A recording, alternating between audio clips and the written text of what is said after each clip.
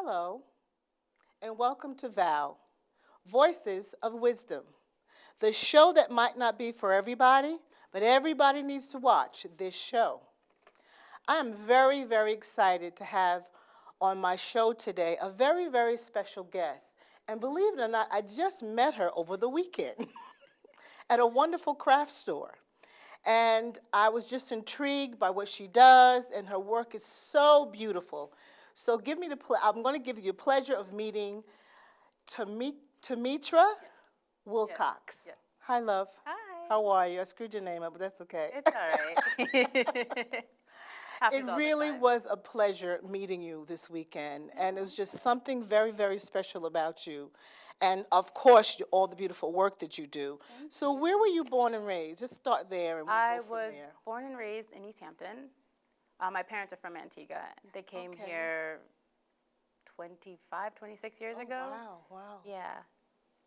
And so you went to school in Hayground? I went to school at Hayground, and then for high school I went to the Ross School, which is a great, great school, and really helped me to explore my gift in fashion. Yes, I heard so many great things about Hayground and Ross School. I'm not up here to really promote them, but at the same time, I have to mention them because it was a part of you that made all this happen. So tell me a little bit about Hayground and Ross School that makes it different from most of the schools. Well, I think that they give you the opportunity to explore learning, and it's not just by the textbook.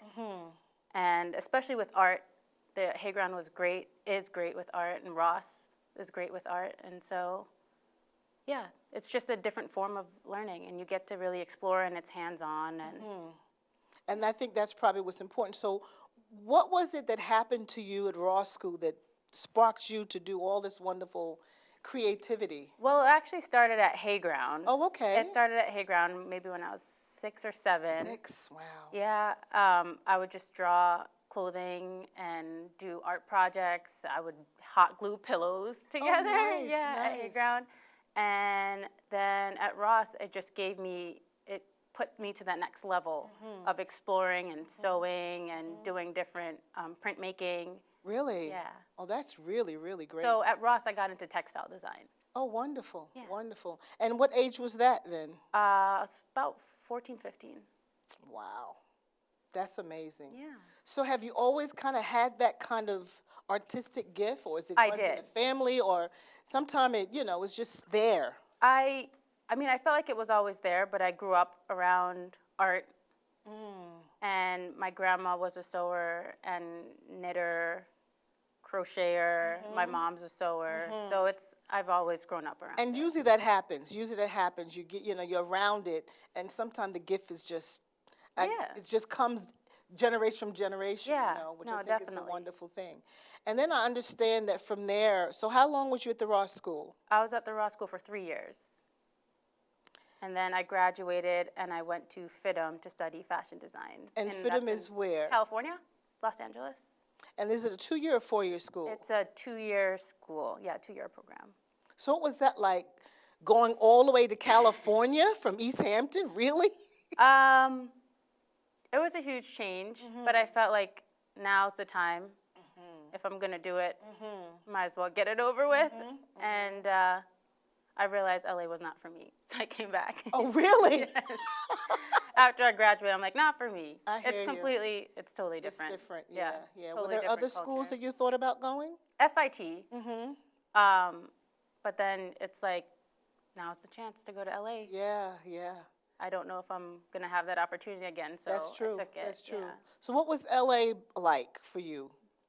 I was definitely a fish out of water. Yeah, yeah, yeah. Everyone's a lot more laid back, and it's just really easygoing. If I'm being honest, it's a little superficial. LA.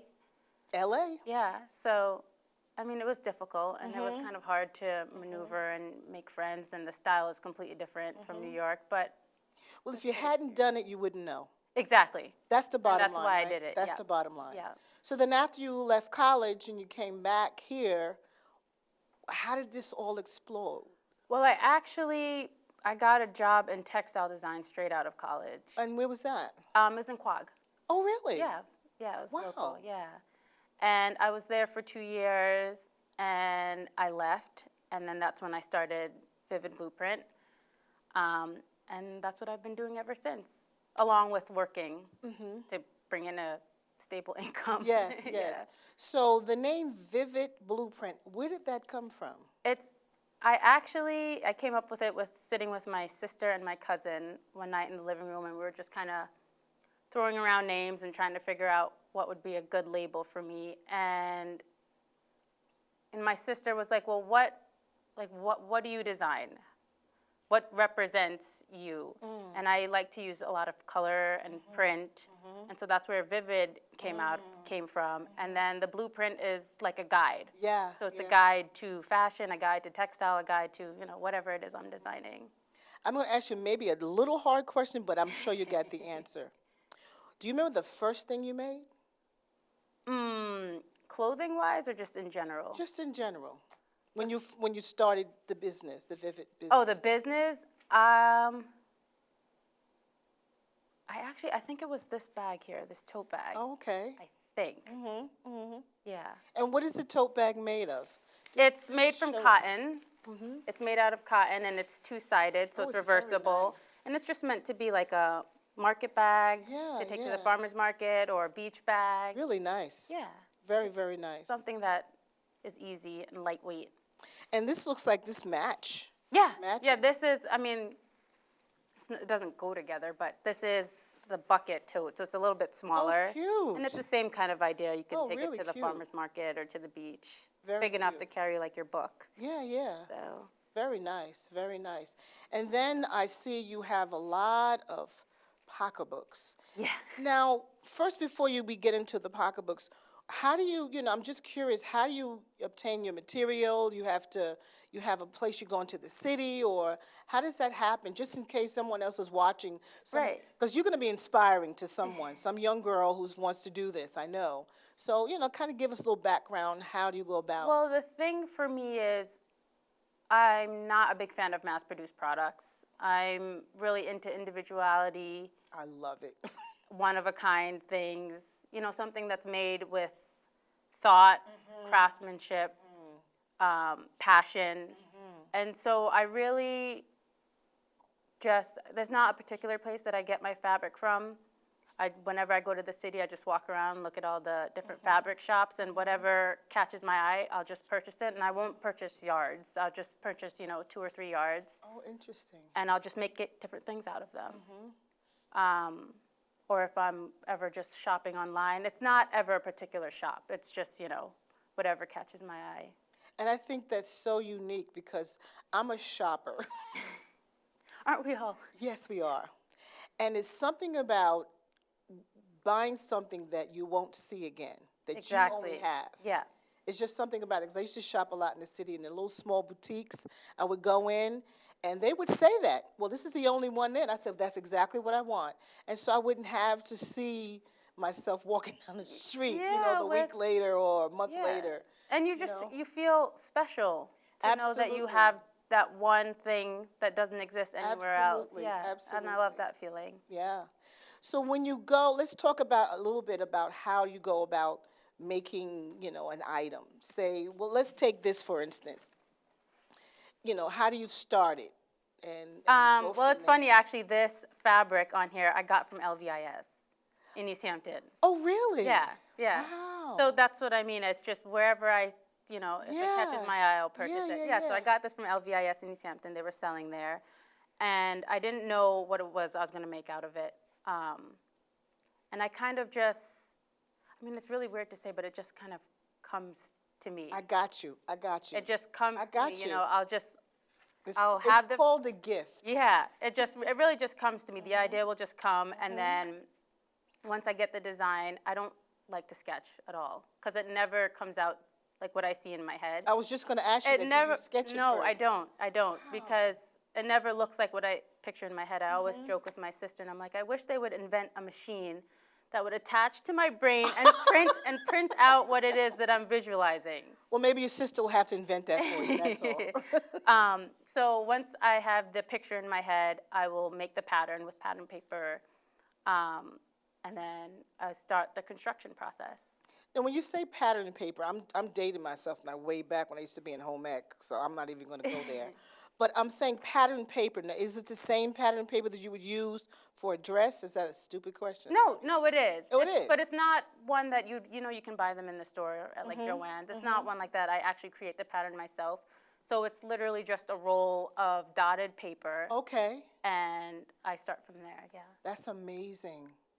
That is amazing. It's a really long process. I mean, it's hard because I can't really show you, but it's a lot harder than people think it is. Well, just give me just a little bit of background how that would be how that was made. You got the material. I got the material, came up with the design. Then it's kind of like a puzzle piece. You gotta. It's so hard to explain. You really have to figure out what pieces you're gonna need, the size and all the measurements. And once you create it on the actual paper, flat on a table, you cut it out, and then you find your fabric, you lay the fabric out, put it on top, cut it out, and then you construct it on the sewing machine. So you do most of all of this where? In my mom's basement. You do? Yes, in my mom's basement. Isn't Mom's great? Yeah, she's such a great supporter. That's awesome. That really is awesome. And then even the tassel and everything, you just... The tassel I make on my own. It's just strips of leather and beads. And then, I buy the hardware either online or in the city. And if you open that up, let me just see what it looks like and you got a snap. Yeah, I've got the snap. I also buy that in the city. And then you see your lining is too. Yeah, I like to do different lining on the inside. It's really nice. I love to and do then that I'm looking at more detail here.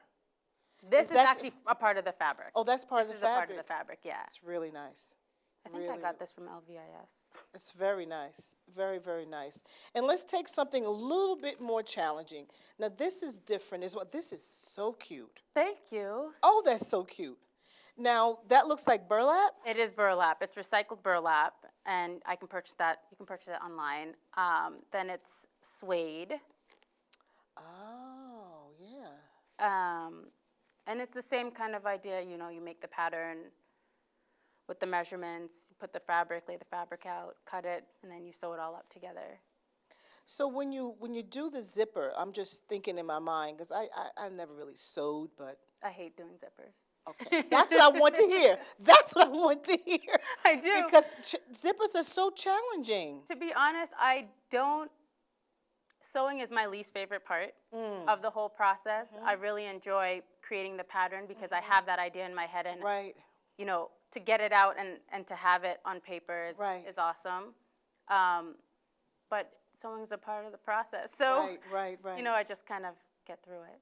Let's just open that up. Open that up for me. Let's let the audience see what that looks like.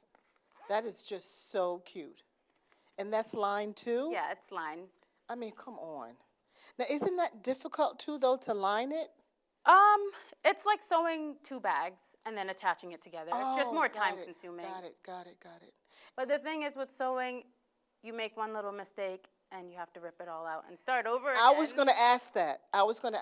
But by this time, I'm sure you just do what you do. Yeah. You get to that Especially when you're, making the same design over again, even though it's different fabric. You get used to it. Right. So this burlap you got with the green on it, is that how it came? Yeah, this is how it came. Just recycled burlap. It's too cute.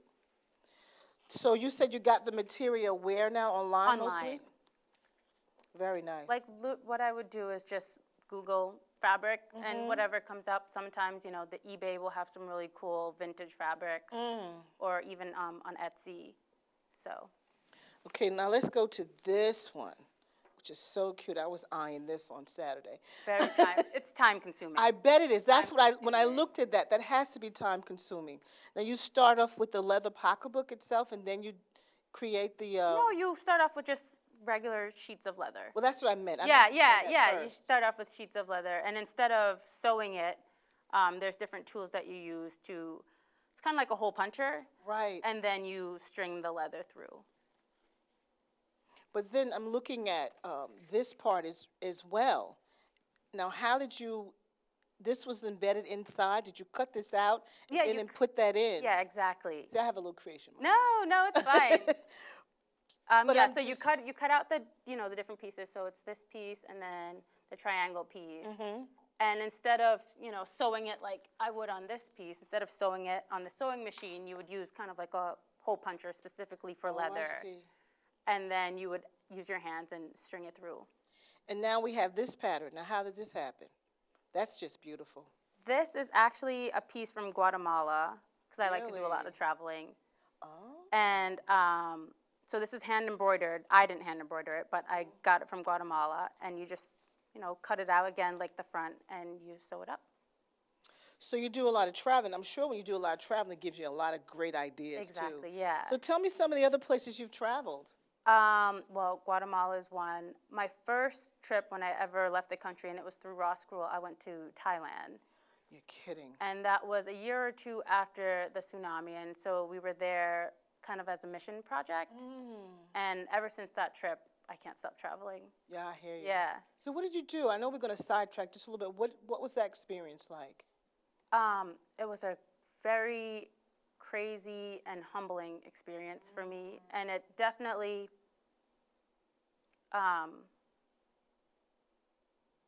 changed the way that I looked at life. And I'm so grateful for that experience because it has made me who I am. And I don't want to bring religion into it, but it made my relationship with God a lot closer.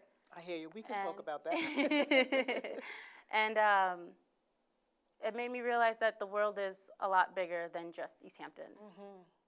I went on a mission trip in October 1998, and it was a whole month of October. And we flew into Johannesburg, and we drove into Durban, and we actually took a cruise ship up the east coast of Africa. And we stopped at Maputo, Mozambique, and it was a mission trip. Yeah. And like you said, it changes you. It really does. Completely changes you. And when I got back home, I told my kids, don't ever complain about nothing. Because, I watched, so vivid in my mind. I remember this woman, we were going by in this rickety bus to another port. And this woman was outside with a broom, a homemade broom. And she was sweeping the dirt in front of her house. But the pride, and I could have took a picture of it, but a picture would have done it justice at all. I know exactly what you mean, yeah. There was something so, like I said, I can't get it out of my mind. It's been since 1998. But it was something about that trip that changed me a lot. Yeah. And like I said, I got home and I really began to talk to my kids. I said, really, we have so much to be thankful for, so much to be thankful for. So let's move on really quick to, we got 9 minutes, to this here. This is beautiful too. Thank you. It actually has, you can put the strap inside and use it as a clutch. Oh. Or it's got, the longer strap. Very nice. Very nice. Now, what is this material? This, I believe, is a polyester blend. It's actually upholstery fabric. Oh, really? Yes. So cool. Yeah. So, again, it's like whatever I find and strikes, something in me, I just purchase it. I love it. I just love it. I mean, at home right now, I've got piles and piles of fabric that I've collected over the years. And so where are some of the unique places you've collected material? Guatemala is one of them, from all over the U.S. A lot of the times I like to buy my fabric on eBay, so they come from anywhere. And then the city again. Right. So the other thing now, you have a big pocketbook there, what do you consider that? Like a weekender bag. A weekender. Just hold it up on your lap for me. That's beautiful.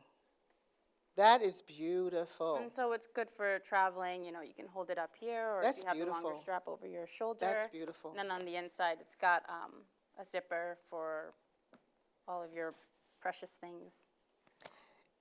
Now that must have took a little time. Yes.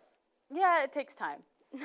Because I see you have suede within that as well. Yeah, the suede itself, that's pretty easy. It's just getting all the components. And I'm looking at the suede piping you have. I mean, that's That looks like that would have been a little hard to do. It takes time. I mean, this is what I went to school for. Yeah, yeah. And so I've gotten a lot of practice, and I've done it for so long. But it is time consuming. But I guess once when you have a heart for something and you have the gift and the joy of it, the love just comes and it just flows, and I guess the time just goes by. You can't even really think about the time. Well, the after a only while. way that I can explain it is that it's a gift, and I really feel like, it was given to me, and so that's how I can. Absolutely. When people say, "Oh, this looks like it takes forever," and not that I don't want to come off cocky, but it just really feels like, no, it doesn't. But there's nothing wrong with that, because it's just a flow, it's a gift, and like I said, I just really, I just know a young person is going to watch this and be inspired. I hope so. By you, absolutely, I really do absolutely, hope so. absolutely.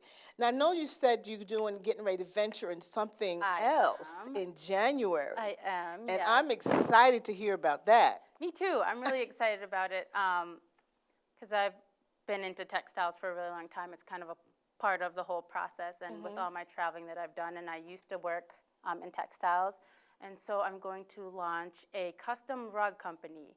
I myself wouldn't be making the rugs, but I have these great people that I have built a relationship with over the years in Nepal and in India, which I've traveled both to those places. That's awesome. Yeah, so I'm going to be going into doing custom rugs.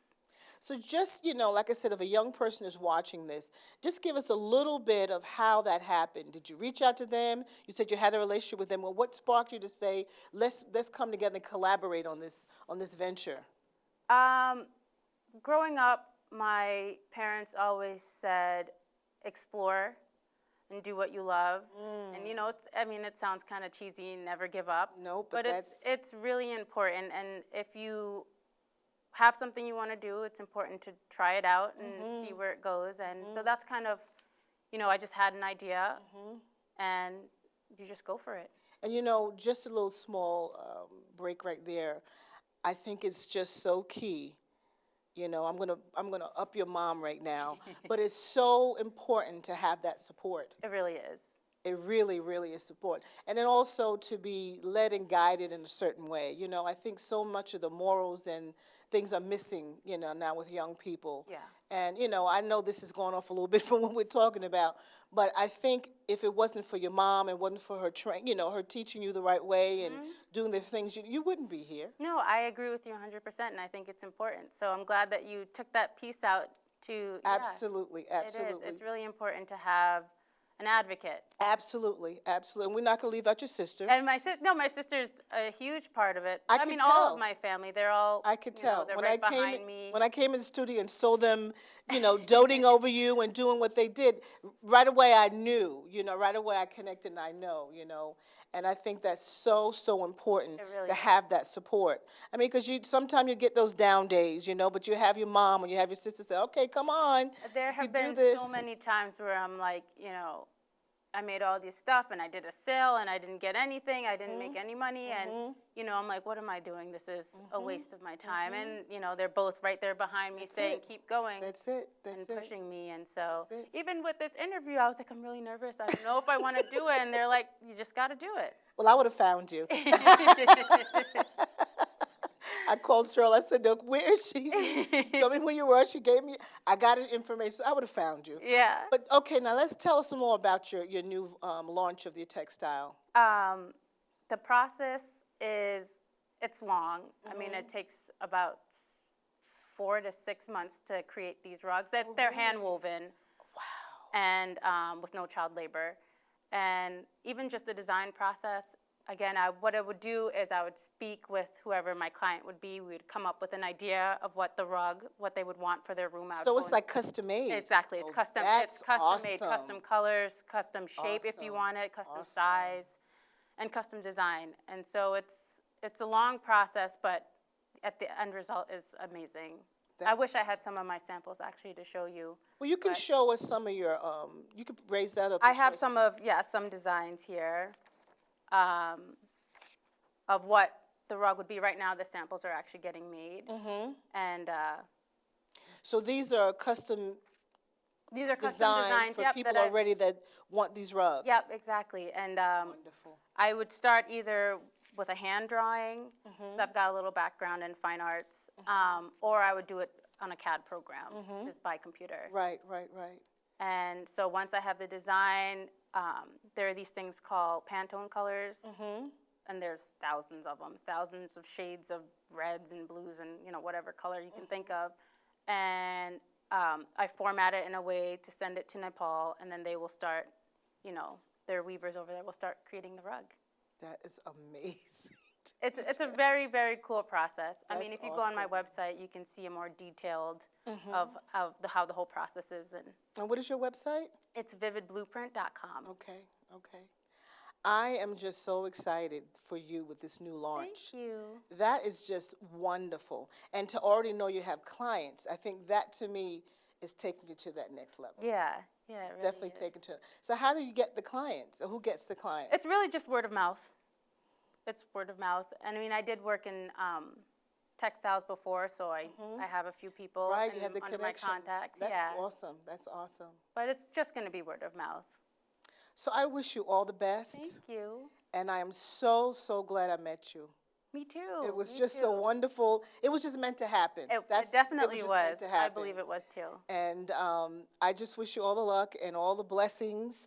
And we gave you a website, and you're launching your new textile. And I don't know what level. You're going to go to another level after this. I don't either. It's a little scary, but But you know, Joyce Meyer says something, do it afraid.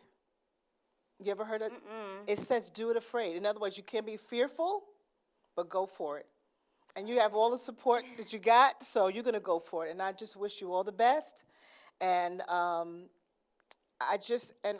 don't know if I should announce this, but I heard something else when I was standing at your booth, that you have something happening in the next year. yes, I'm engaged. Yes! I'm getting married. And So the funny. lucky man is?